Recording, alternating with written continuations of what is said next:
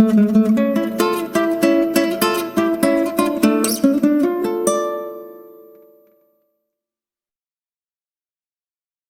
morning, Job 32 Elihu here. Just want to give you a nice little update about this guy from the Wuhan lab who actually wants to show you how you can make a profit during a pandemic. He specializes in coronavirus, and well, let's just play the video. Make sure you subscribe, like, share, and we'll see if this video doesn't get deleted before too long. But yep, just please get the message out.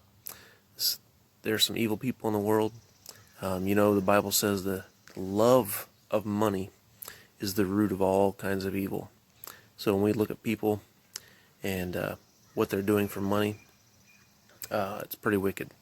Also, we need to be very careful about what we're doing for money. There are things you could be putting your stocks into, like pharmaceutical companies, that I would say is an immoral venture. So don't put your money in things that you morally disagree with. For example, if you think drinking is wrong, don't put your money in a mutual fund that invests in alcohol companies. I mean, pretty simple, right? If you want to make sure you're consistent in all your doings, then consider all your doings, right? Anyway, like, share, subscribe, and right now I'm going to put on this video. Check it out. During the Ebola outbreak, there was about an 8 to 10% drop in the market. It then quickly recovered. I wanted to give you good news. There are winners out there, right? So if you want to be prepared and make money in the next pandemic, if that's what you want to do, buy stock in hazmat suit makers and protective clothing, or companies that make antiviral drugs of that particular pandemic. You'll probably do pretty well. There are actually mutual funds for pandemic preparedness. You can bet on anything in this country. Some products do well. 1918, including masks, same thing today. Pandemics really are times of opportunity, and I like George R.R. Martin's quote of chaos is a ladder. There's an opportunity for people to have political gain, financial gain, and personal gain during times of social upheaval. And that will probably occur. There will be misleading stories on social media, miracle cures that will be touted, conspiracy theories. One thing that is kind of new, you could probably buy and order your own vaccine on the internet for about $200 now. So you can buy your own vaccine and probably vaccinate yourself. If you have a little bit of knowledge, and most likely somebody will come up with a scheme to sell that in a legal way, not a safe way. Override big tech censors. Click the link below and share this important report. Thank you, Andy. That was really nice. And thank you all for being here. And I really want to commend this morning's presentations. I thought you all did a really excellent job. I'm now going to introduce the final speaker, Ralph Baric, who is a person I really admire at the school. He's one of the most accomplished and prolific scientists anywhere, and he's really brought tremendous creativity, persistence, and innovation to the study of viruses. I've had the opportunity to tour his lab and on a couple of occasions, and it's just really impressive to see the way he and his team work together. And I'll just highlight a few of the things that are on the slide so we can get on to Ralph. He's a professor of epidemiology in our school and microbiology and immunology in the School of Medicine. Like a number of the people who have spoken, you've crossed schools, and I think that's really important.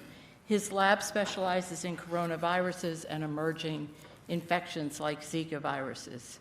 I'll just mention that the first time I was introduced to Ralph was at my first faculty meeting when I came to the School of Public Health after being at the NIH.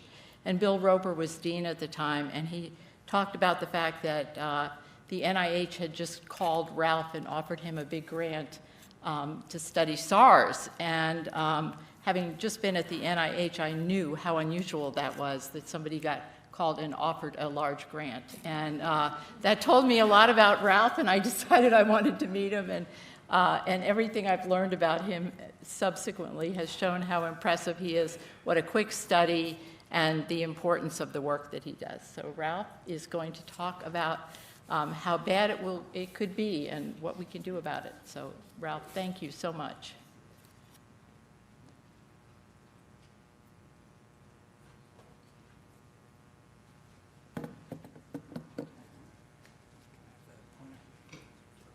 How does it work? Okay. And how do I advance? Just this, right? All right, great. Thank you. Well, I have to admit I'm a little worried about giving this talk, partially because, as Yogi Berra said, it's tough to make predictions, especially about the future. So there's a good chance I could be wrong. I study coronaviruses, noroviruses, flaviviruses, and do some influenza virus research, just to give you some background of what I do. The other reason that I'm a little bit worried is being labeled as a harbinger of doom. This is not me. I'm not one of the four horsemen of the apocalypse. And I want you to let you know that I'm really kind of a nice guy. So please come talk to me after this talk. I will mention that viruses are certainly in the pockets of all of the four horsemen. And they can be used in all of these scenarios. So I'd like to start off by taking a step back and talk about how infectious diseases ranks or stacks up against other natural disasters that in terms of frequency and relative risk. So if you step back and every 300 to 400 million years or so, there's a danger of a gamma irradiation burst. These occur when black holes and neutron stars collide. It shoots out this burst of gamma radiation, which can strip away the ozone layer, cause acid rain, result in high UV radiation levels to plant and animal life on the planet, can result in global warming, and this can occur as far as 6,500 light years away. Fortunately, it doesn't happen so often, so don't really lose sleep about this at night. A little bit more likely to cause an issue is an asteroid strike. The Earth runs into about 3,700 to about 7,800 tons of debris as it flows through space. Occasionally, some of these are big rocks. When a really big rock hits the planet, this can result in an extinction level event, like what happened to the dinosaurs. The good news is that mammals became dominant, and so we are here today. Otherwise, we'd probably be lunch.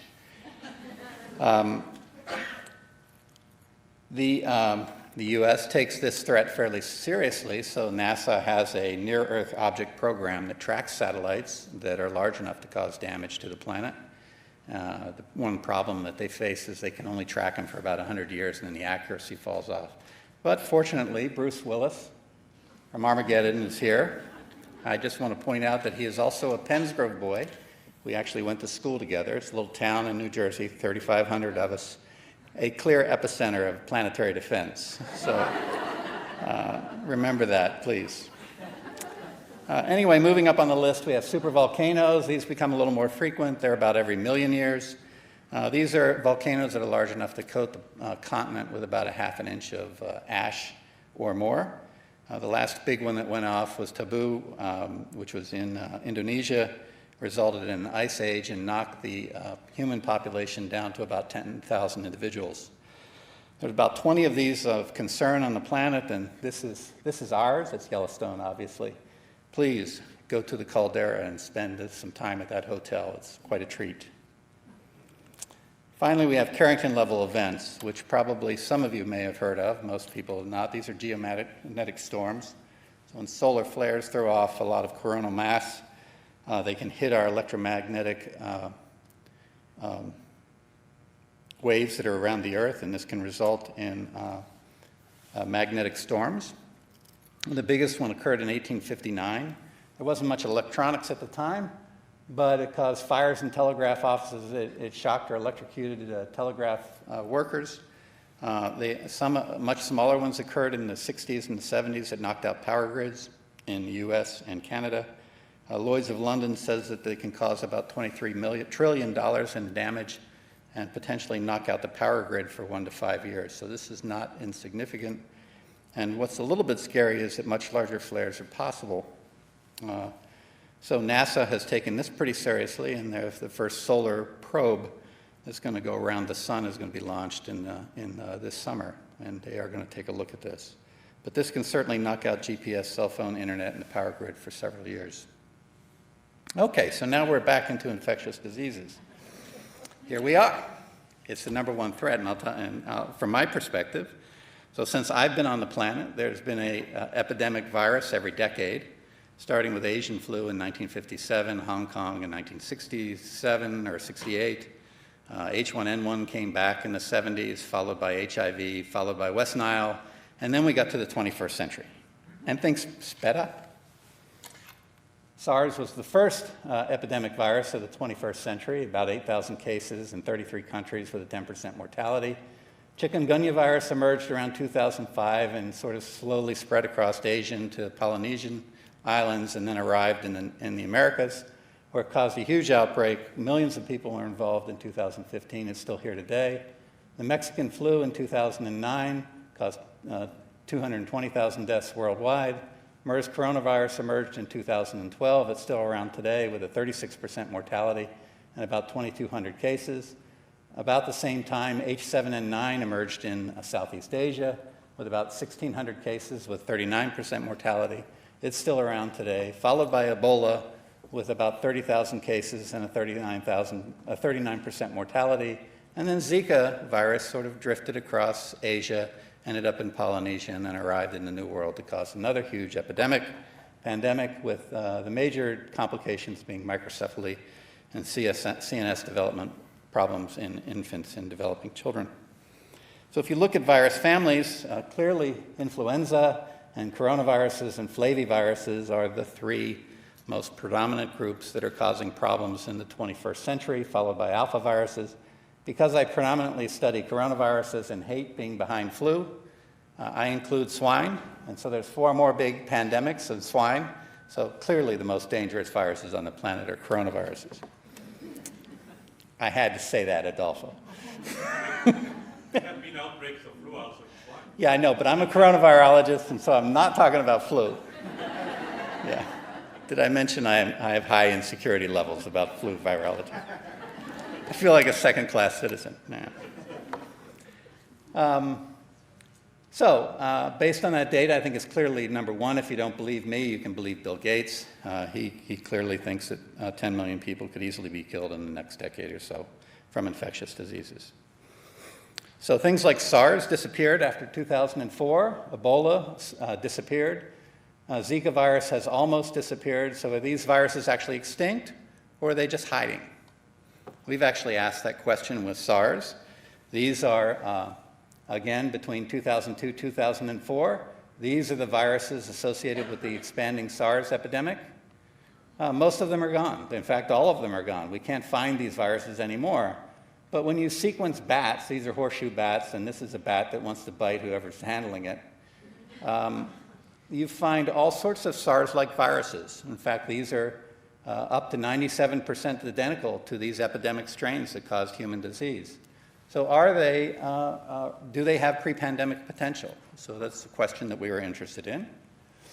And so what we did was this spike glycoprotein gene right here mediates species specificity. You can actually remove that spike gene from these epidemic strains and put in these bat spike genes in place of them. This was done by Vineet Manecheri and other people in the lab.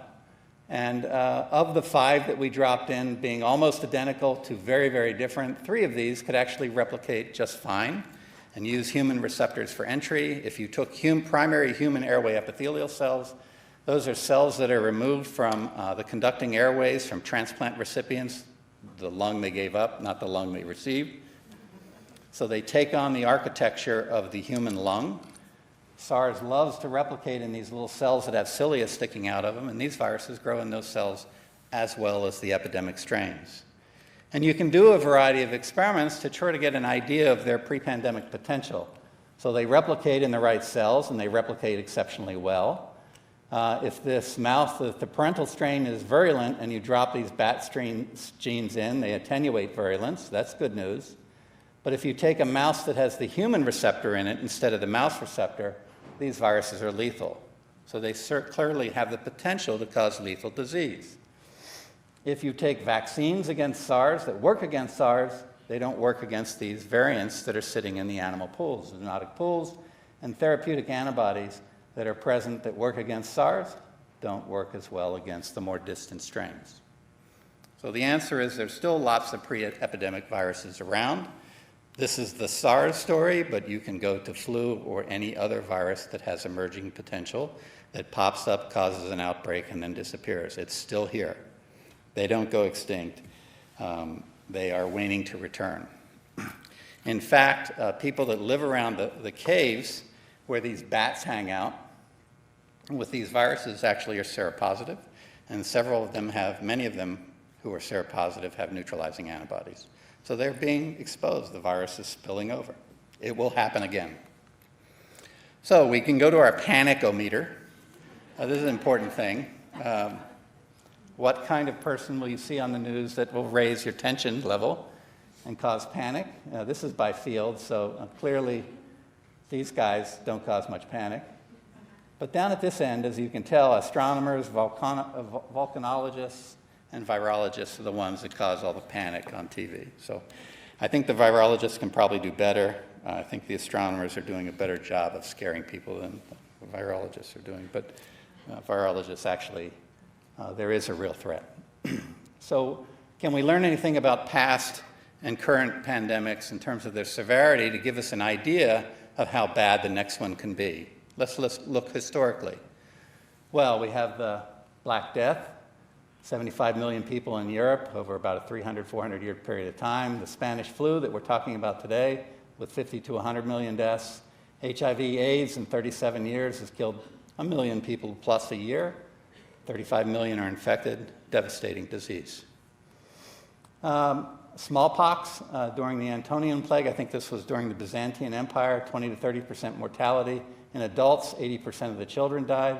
In fact, although it's rarely mentioned, smallpox killed more people in the 20th century than any other pathogen, 300 to 500 million before it was eradicated. One of the greatest public health success stories in the history of the planet.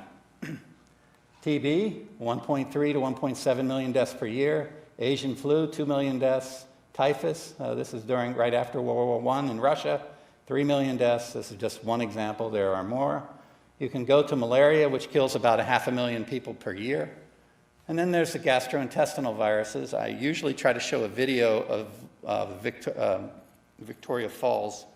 Imagine the water flowing over that for 30 to 45 seconds, and you have an idea how much diarrhea is on the planet.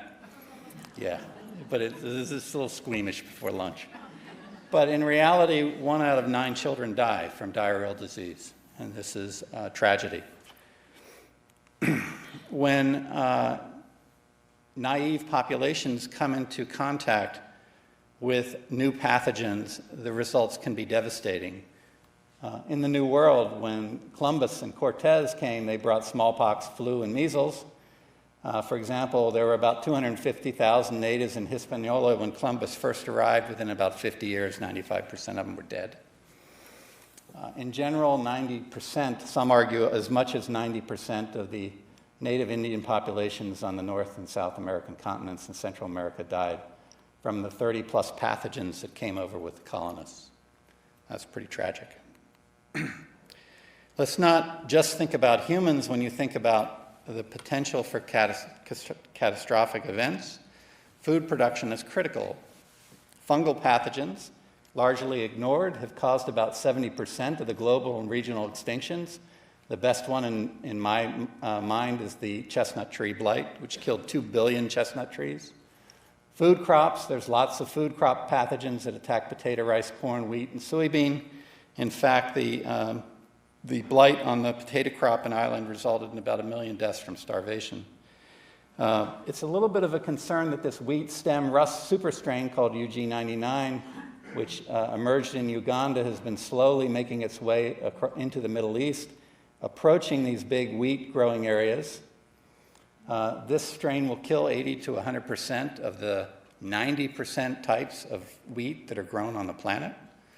Of the 700 million tons of product that are used to feed 4.5 billion, and making up 20 to 30% of their diet, we could lose 90% of that. GMO is most likely the solution, and that irritates people. Sorry. And then there's swine pathogens, because I wanted to document that coronaviruses like to kill pigs. It's just not fair.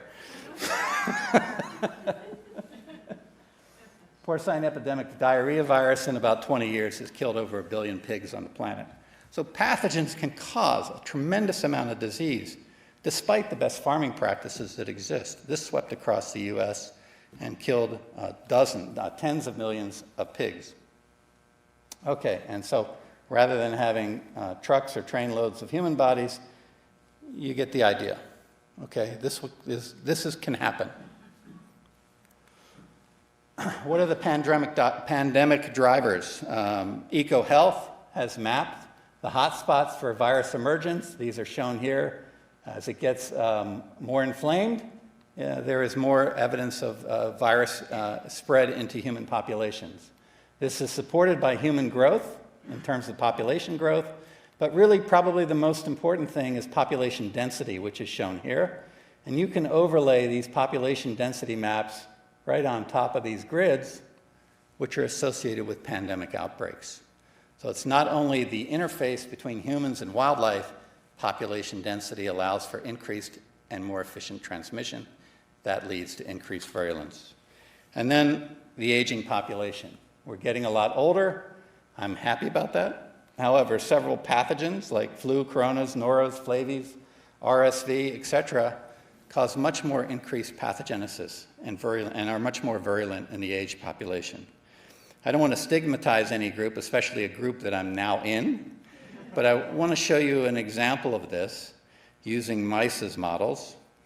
And so imagine each transmission wave going from one person to the next. You can mimic that in the laboratory by having young mice and having old mice and comparing the effect of virus transmission, a non-pathogenic virus, being transmitted in these animals.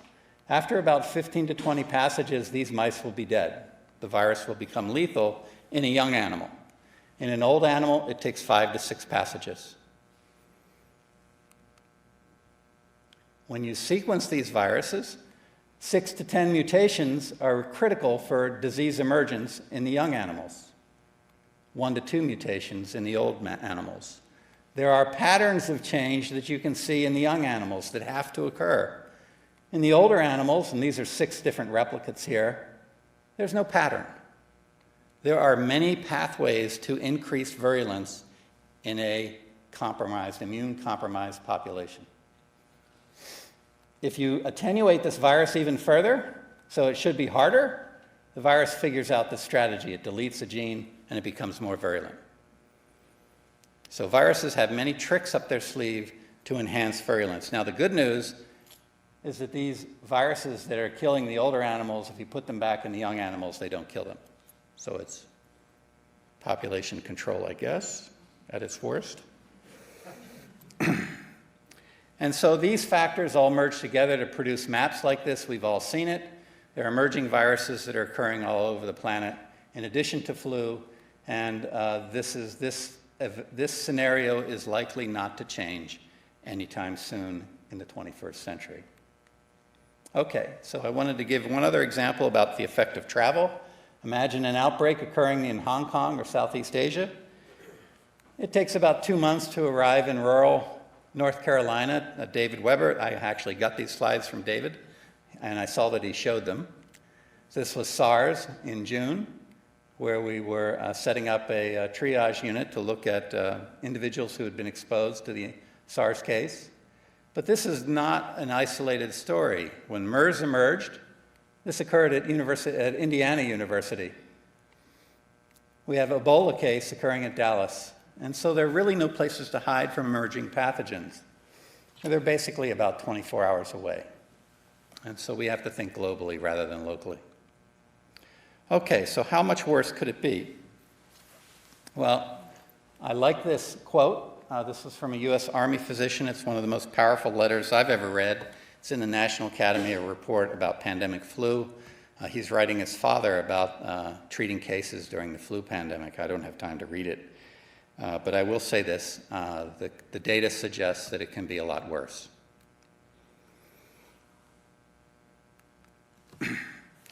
So if you were going to pressure me to say which flu strain was the worst, and I wasn't allowed to say coronaviruses, my best guess would be an H2 virus or an H7 virus, or like H7N9. I'll talk about H2 first. H2 has been in the human population in 1859 and then again in 1957. It has caused high mortality rates. It disappeared in 1968. This is a hemagglutinin gene that can function well in humans. Anyone under the age of 51 has never seen it, so there's very little herd immunity. In essence, the same scenario now exists that existed in 1981 with H2 virus instead of H1 virus. If you're old, you're going to do well. If you're young, you're in trouble. So, yay for the age, people. Finally. However, H7N9 is a much different story. None of us have any pre-existing immunity. We are all at risk. And so what does the data suggest? Well, the numbers can be pretty horrifying in the absence of any intervention. So if you look at an attack rate during a flu pandemic, which ranges from about 20 to 38%, some people say 10%, others say 50%. That's sort of the range that can occur in terms of the attack rate. If you look at the mortality rate, 0.1 to 60%, this is generous in my opinion, but that's what has been reported in the literature, so you can use it as the top rate. And the reason I mention it's generous is because asymptomatic infections probably don't get calculated in this H5N1 mortality rate. And there's this other factor, which there is an inverse relationship in general between transmission efficiency and virulence. In other words, if you have someone who's infected and dies quickly, they don't transmit.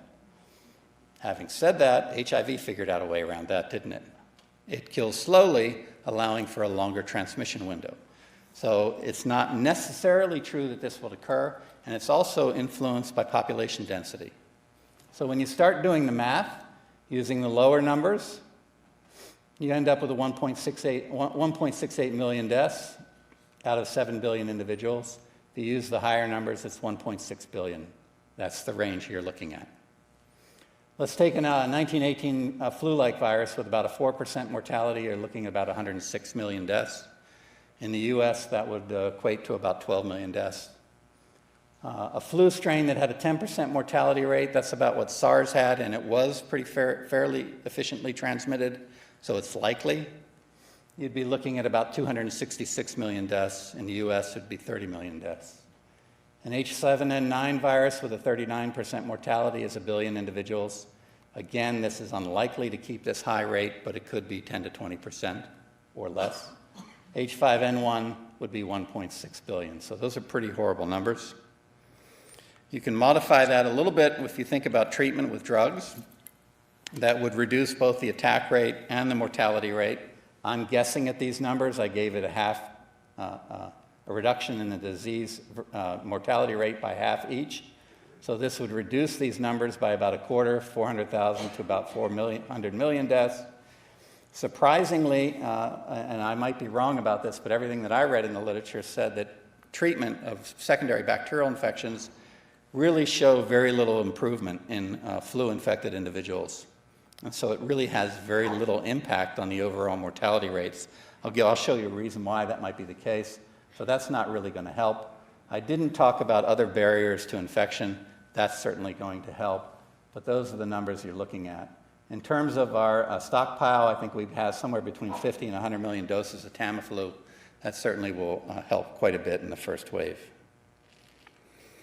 Okay, what about the efficacy of antiviral drugs? Well, these emerging coronaviruses and flu viruses cause this disease called acute respiratory distress syndrome. So this is your alveoli. You're transmitting oxygen very efficiently to the red blood cells in the capillary bed that surround it. What do these viruses do? They love this cell right here. They kill it. This cell supports these two cells. Some of these viruses, like MERS, also infects these cells. These are called type 1 cells. And this barrier that prevents fluid from coming across this capillary bed into the alveoli is broken down.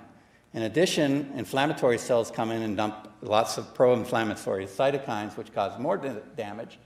And so these alveoli fill up with fluid. So when you think about the description of the story of Ben in Thomas Wolfe's novel, you're now looking inside to see what exactly happened to his lung.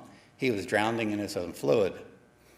Now, if this is bad enough, you have hemorrhage, lots of red blood cells pouring into here as well. What happens when you hemorrhage? You try to clot and wall off that bleeding, and that's exactly what you do in your lung. And you lay down these big clots, which are look like they're called hyaline membranes. They have lots of clotting factors in them and cellular debris. So you're building a wall to prevent this fluid coming out, and then you have efflux pumps that pump the fluid back out, opening up the airway. Problem is that is a thick, gooey barrier. Oxygen can't transfer across, so now you're suffocating. This is a devastating end-stage lung disease. It's been difficult to clinically manage for many, many years, and there are no real treatments besides NIH spending millions of dollars. So what happens, so I wanted to mention that this is both a virus and a host immunopathologic disease, and so you have to treat both, but all of our antivirals only attack the virus, not the host response. So you're only getting half of the disease. So this is what happens in flu, also in coronaviruses. If you have mock-treated animals with no drug, okay, they all die, they get sick or die. If you treat with a drug that works against a virus like MERS or SARS, and you give it before infection or one day after infection, these guys get mild disease and do well, but at day 2 or beyond, they die. That means the virus has already hit its peak titer. The program leading to immune pathologic mediated death has been set, and you can't stop it even if you knock down virus. So a highly pathogenic flu virus that limits that therapeutic window is going to result in more death. Less pathogenic one that opens that window up will make drugs more effective. So it's hard to predict what will happen. Vaccine availability, if Barney doesn't make the universal flu, which his data looks great, we're limited to traditional methods, that's 4 to 8 months. Seed stocks will be ready in a few days. If we use reverse genetics, if we use reassortment, that was developed in the 50s and the 60s, it takes a little bit longer, but we can develop the seed stocks incredibly quickly. The bottlenecks are egg production, and then you have to put the surface proteins of the virus into a backbone that grows well in eggs, and sometimes that match doesn't work. Like during the 2009 pandemic, it doesn't grow as well. You make less vaccine, and so now the vaccine is in limited quantities. So you miss the epidemic wave for most people. The other problem that can occur is egg adaptation. The virus could adapt to the egg, and the mutation from growing in the egg could actually be the juicy epitope that your immune system responds to. So you don't make a good immune response against the pathogen. So that's the other problem. And then you have the anti-vaccine advocates. We don't need to go into them. Something truly novel can be difficult, like HIV. I had no idea HIV-like viruses could exist in 1980. SARS coronaviruses were on no one's list as potential high-path viruses. These can take months to years to decades to develop. Using current technologies, I think the newest technologies will drop that quite a bit. But this is also then complicated by vaccine-induced immune pathology, vaccine-induced enhancement, or antigenic variation. They're tough nuts to crack. Let's move on to social issues and talk about how society responds. So in 1918, this is infant mortality rate per 1,000 people. You can superimpose on this graph the mortality rate for adult men and women or pregnant women, in that there was high mortality in 1918, 1915, and it's now very low. So in other words, people in this time period were quite familiar with death. It was a part of life. We now live in, to some extent, a sterile environment. The people who are alive today have no appreciation for the disease severity that can exist in populations.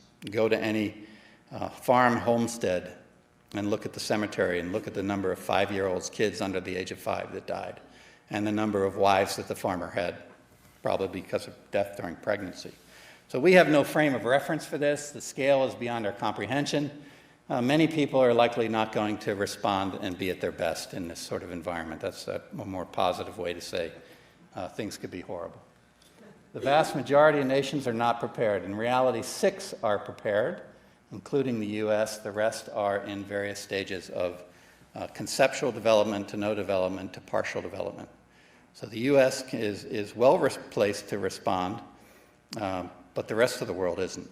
That means that the global economy is going to suffer because it's going to collapse in other countries. This is going to either collapse or be in shambles. There's going to be shortages with very little infrastructure, inequities, inequalities in terms of health care, yes. Physicians will have to make difficult decisions about who gets care, who lives, and who dies. That's bad news. What about the market? I want to give you some good news eventually. So in 1918, that outbreak had very little effect on the Dow and the S&P 500. It dropped initially about 24% in 1918, but rebounded in 1919. The UK equity market was in a bull market both years. I think to some extent that was due to World War I. There was such high death, especially for the British in that war, that they were so glad the war was over. They were very happy. During the SARS epidemic, very different thing, commercial airlines lost billions of dollars. In fact, there was a 54 billion economic loss during the outbreak. Oh, yes, there it is. During the Ebola outbreak, there was about an 8 to 10% drop in the market. It then quickly recovered. I wanted to give you good news. There are winners out there, right? So if you want to be prepared to make money in the next pandemic, if that's what you want to do, buy stock in hazmat suit makers and protective clothing or companies that make antiviral drugs for that particular pandemic. You'll probably do pretty well. There are actually mutual funds for pandemic preparedness. You can bet on anything in this country. Some products do well. 1918, including masks, same thing today. Pandemics really are times of opportunity, and I like George R.R. Martin's quote of chaos is a ladder. There's an opportunity for people to have political gain, financial gain, and personal gain during times of social upheaval, and that will probably occur. There will be misleading stories on social media, miracle cures that will be touted, conspiracy theories. One thing that is kind of new, you could probably buy and order your own vaccine on the internet for about $200 now. So you can buy your own vaccine and probably vaccinate yourself. If you have a little bit of knowledge, and most likely somebody will come up with a scheme to sell that in a legal way, not a safe way. The scientific community may run into all sorts of ethical dilemmas. At UNC, there's at least a dozen faculty who can have experimental vaccines ready within 2 weeks. There's other groups that will be able to test drugs for ability to inhibit virus replication in cell culture that will be done within a month, and those will get published. There'll be lots of hype. There'll be news reports. None of it's FDA approved. None of it's truly safe, but if you're dealing with a 10 to 20% mortality rate, people are going to want to take it. And that leaves all kinds of ethical dilemmas around the concept of what would you do to protect those who you love. And also universities may get hounded with riots in terms of hoarding drugs and vaccines that could protect the public. So what can we do? These have been covered in this session. Leaders and health professionals have to retain their credibility, speak in a unified voice, and tell the truth. This is absolutely essential. Uncertainty will lead the public to look for an answer, and there will be plenty of people out there willing to provide answers that will be for their own gain. We live in an interconnected world. This is not a local problem. It's a global problem. We can't ignore the rest of the world. We have to think about poverty, public health, infrastructure, and trying to help up those who are not as well off as we are. The concept of One Health is important, and I think we have to recognize that pandemics are inevitable. Finally, I know I ran over. I think we have to think about scalability plans and surge capacity. David gave a great talk about UNC's preparedness. I think the bigger question in the other 5,260 plus hospitals or so in the United States, are they equally as ready? I don't know the answer to that question. I hope the answer is yes. Most likely it's not. We have stockpiled drugs, medical supplies, and deployable medical facilities and beds. I'm not sure how well the logistics will work to move that around in the face of a large pandemic. And I think it's absolutely critical to continue to support basic and applied research and to embrace new technologies. I think Barney and both Adolfo and Yoshi all gave state-of-the-art talks talking about the latest developments that are available that can be applied to rapid vaccine design. And these are listed here. I don't want to really run through them. But in terms of diagnostics, therapeutics, and vaccines, we really are at a peak in terms of a revolutionary capacity to respond more quickly than we have ever had before.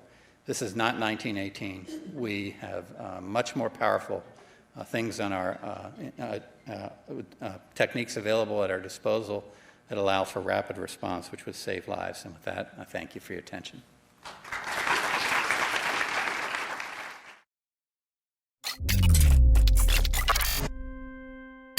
The BioPros are the new non-GMO pollution solution, using eco-friendly products to treat everyday problems while supporting our environment. For the first time, the BioPros are bringing to the public market a suite of bioremediation products to the everyday consumer. Their first product they are launching is called BioSeptic Pro, a product specifically designed to establish a healthy septic system. BioSeptic Pro contains live microorganisms, not traditional enzymes like its competitors. This stuff lives in your septic system. It's really like probiotics for your septic tank. Say goodbye to septic problems, gas buildup, and odor guaranteed. BioSeptic Pro is light years ahead of traditional septic treatments. They have a revolutionary patented delivery system that carries live microorganisms to treat the problem at its core, making their products up to 100 times more effective than its competitors. BioSeptic Pro is safe for plumbing, human, animal, and aquatic life. Secure your BioSeptic Pro today at thebiopros.com for anaerobic septic tanks. Thebiopros.com. Thanks for watching. Again, like, share, subscribe. If you saw this, you want to get the message out, what this guy's saying. How to make money on a pandemic. That's pretty evil if you ask me, but the guy specializes in pandemics and coronavirus, rather. And anyway, maybe he's just trying to get people's attention. Who knows? But take it to heart. There are some people that do think that way. So be aware, be cognizant, and make sure you are not contributing to the problem. Thanks. See you later.